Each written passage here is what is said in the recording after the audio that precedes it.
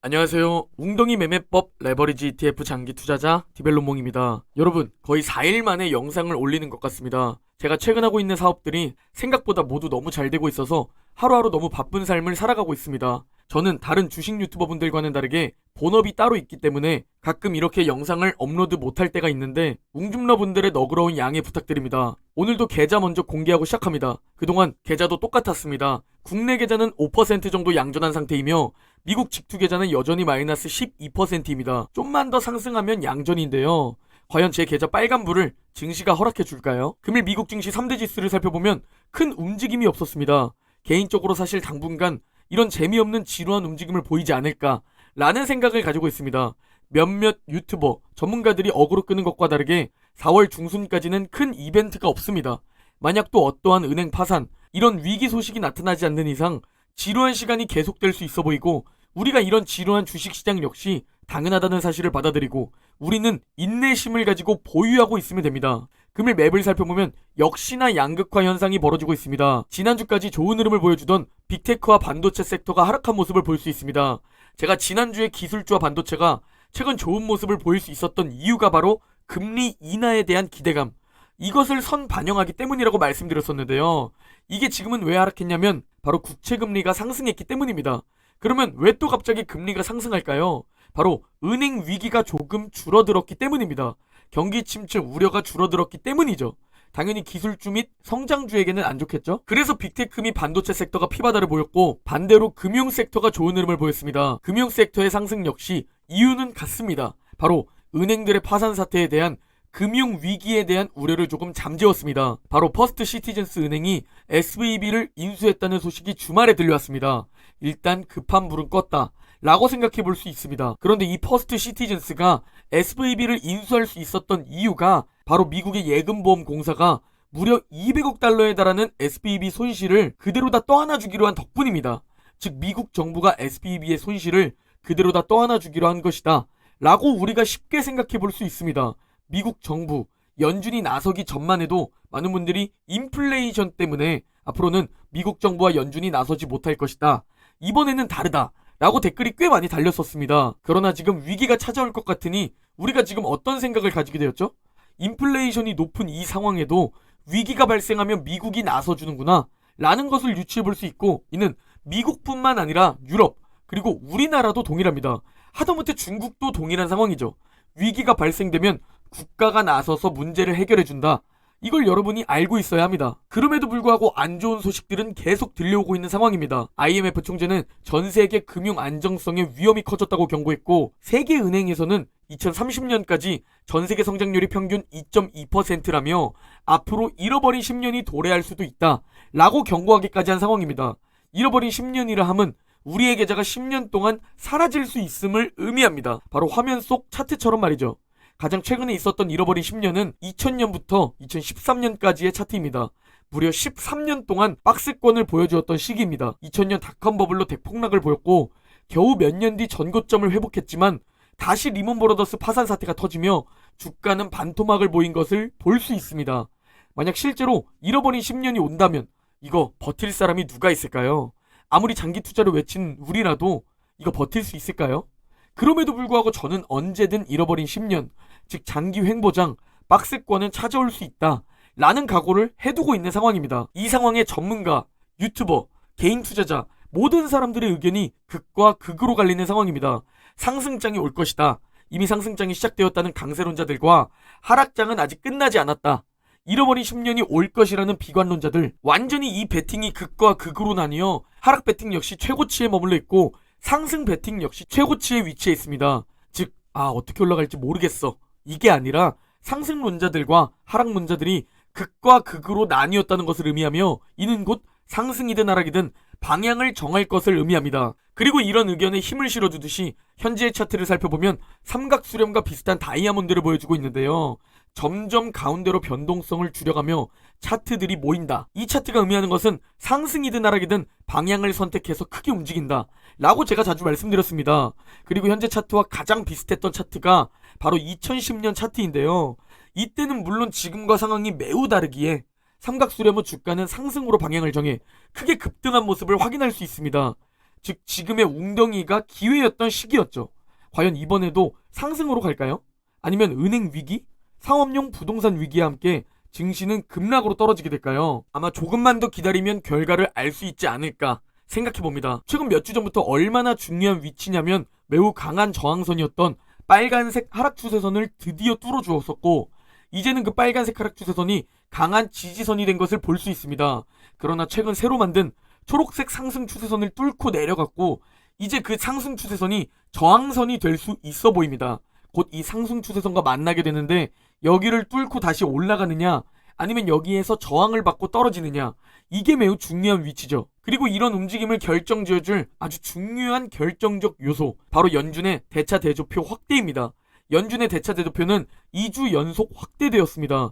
이를 보고 연준과 사람들은 말합니다. 양적 완화는 아니다 라고 말이죠.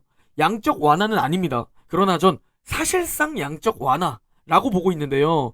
뭐 양적 완화다, 양적 완화가 아니다, 그게 중요한 게 아니라 연준의 대차 대조표가 확대되는 게 중요한 것이고, 우리는 증시의 움직임이 가장 중요하겠죠? 연준의 대차 대조표가 대체 미국 증시에는 어떤 영향을 끼칠까요? 빨간색 선이 연준의 대차 대조표이며 검정색 선이 미국 S&P 500 주가 흐름입니다. 먼저 2008년을 살펴보면 글로벌 금융 위기가 터지며 주가가 급락하며 세계 경제는 위기에 빠지고 맙니다.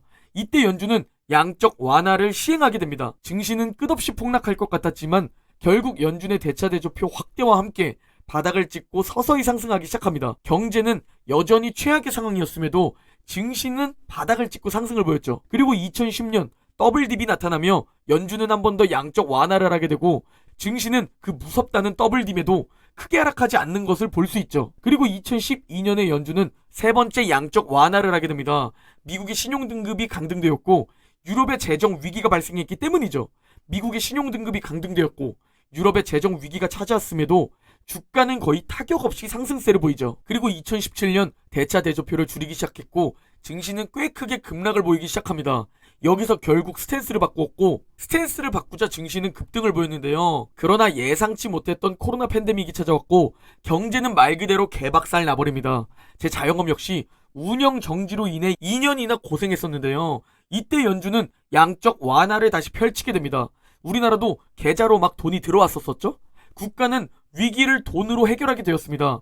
그래서 경제는 여전히 최악임에도 증시는 돈이 풀림과 동시에 상승을 보이기 시작합니다. 그리고 현재 아주 찔끔 확대된 모습을 볼 수 있죠. 앞으로 하락하지 않을 것이다 라는 의견을 말하는 게 아니라, 앞으로 만약 위기가 찾아와 하락한다면 개인적으로 제 인생을 바꿀 첫 번째 골든타임으로 보고 용기를 가지고 과감하게 매수할 생각입니다. 물론 지금도 그렇게 진행해왔지만 하락이 있다면 마지막 기회라는 생각을 가지고 있습니다. 하락이 안 오고 그대로 상승할 수도 있지만 말이죠. 그렇다면 지금 연준이 문제를 돈으로 해결할 것을 확인했고 이제 금리 동결, 인하할 것 같은 이 시기에 대체 매수해야 하는 거냐 말아야 하는 거냐, 이게 가장 중요할 텐데요. 그래서 과거 통계를 가지고 와봤습니다.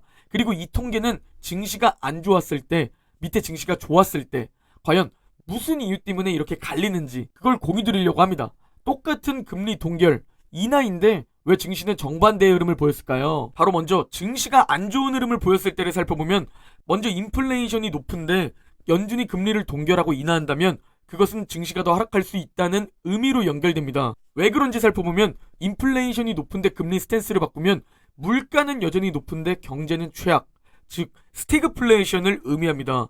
이번에 만약 인플레이션이 여전히 안 잡히고 있는데 어쩔 수 없이 연준이 스탠스를 바꾼다면 증시는 한 번 더 큰 하락을 보일 수 있다는 것이죠.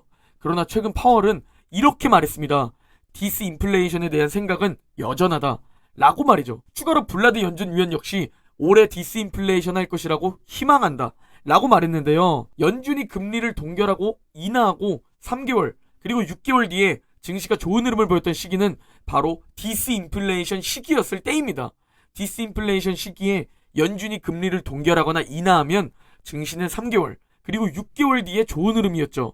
개인적으로 사실 지금과 비슷한 상황은 위의 상황이지 않나 싶긴 합니다. 그래서 항상 최악을 각오하고 있으면 만약 그 일이 벌어지더라도 냉정하게 판단할 수 있습니다. 그렇다면 하락장보다 더 고통스럽다는 횡보장, 이거 솔직히 이 영상을 보는 여러분들 중 그리고 저 역시 버틸 수 있을까요? 버텨보겠다고 말은 하지만 솔직히 얼마나 지치고 재미없겠습니까? 열심히 줍줍했는데 9년 뒤에 다시 계좌가 마이너스로 가면 이거 진짜 팔고 도망갈 것 같지 않습니까? 그럼에도 불구하고 이런 일은 언제든 벌어질 수 있습니다. 만약 벌어지면 그냥 어쩔 수 없이 줍줍하는 방법뿐이지 그 전에 매도해서 바닥에서 다시 잡는 건 절대 불가능하다는 것을 이번 하락장에서 배우셨을 거라 생각합니다. 결국 사업, 투자, 성공 모두 하나로 연결됩니다. 올바른 방법과 인내심을 가지고 끝까지 꾸준히 실행할 수 있는 사람을 이길 수 있는 건 없습니다. 결국 이게 모든 성공으로 연결되는 겁니다. 코로나 때 제 자영업이 2년 동안 운영 정지로 인해 꽤 많은 타격을 받았습니다. 수입이 거의 10분의 1 토막 나면서 100만 원 정도 벌었었는데요. 그런데 인내심을 가지고 끝까지 꾸준히 실행하니까 지금 다시 제 소득은 전고점을 넘어 그 이상으로 올라갔습니다. 그리고 여러분들 모두 솔직히 알고 계실 겁니다. 다이어트 하는 방법, 돈 버는 방법, 주식 투자로 성공하는 방법 등 말이죠.